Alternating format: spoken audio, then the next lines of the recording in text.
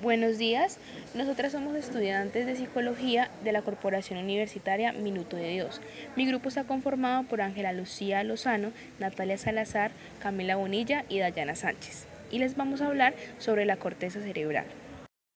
La corteza cerebral se refiere al estrato exterior del cerebro, formado por una fina película de tejido nervioso envolviendo la superficie de los hemisferios cerebrales. Debido a esto, los humanos tenemos la capacidad de percibir aquello que nos ocurre y rodea, así como imaginar, pensar, tener la capacidad de juicio y decisión y finalmente la capacidad de entender y producir nuestro lenguaje. Capas de la corteza cerebral.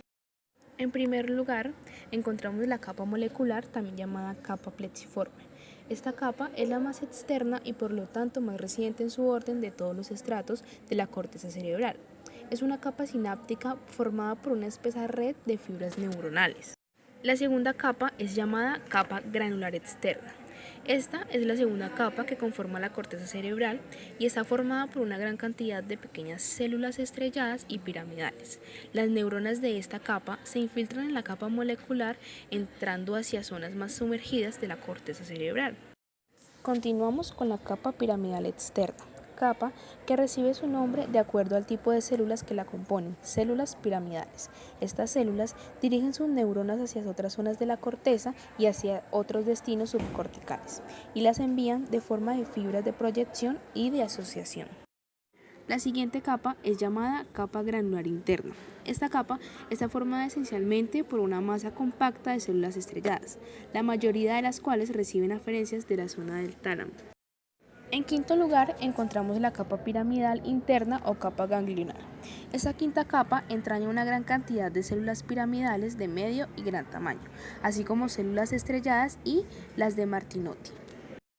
Por último encontramos la capa multiforme o polimórfica, que está formada por células de tipo fusiformes, las cuales derivan la información a la corteza, al tálamo y a los núcleos estirados. Además, también incluye células piramidales de cuerpo triangular. Áreas de la corteza cerebral y su función. Aparte de los tipos de corteza y las capas que la conforman, esta se divide según sus diferentes áreas funcionales.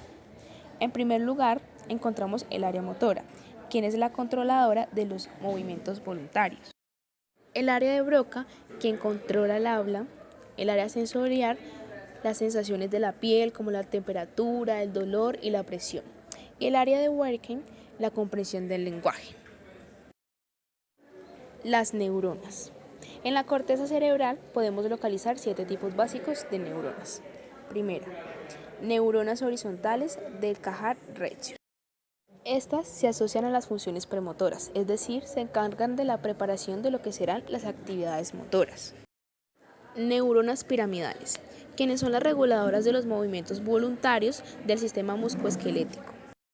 Neuronas espinosas. Forman aproximadamente el 94% de las células estriales y su función principal es la de excitar diversos centros de regulación comportamental y emocional.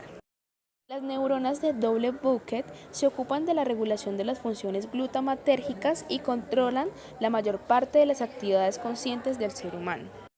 Las neuronas del Von Economo se relacionan con la generación del yo, nuestra identidad individual y de elementos tan importantes como la empatía, el pensamiento y los estados de concentración. Neuronas bipenachadas.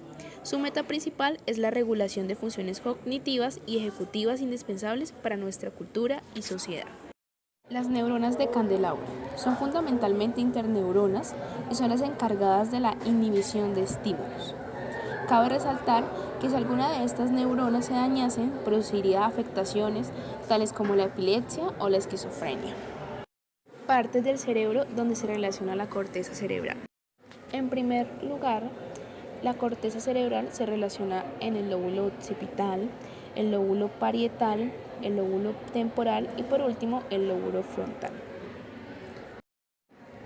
Muchas gracias por su atención.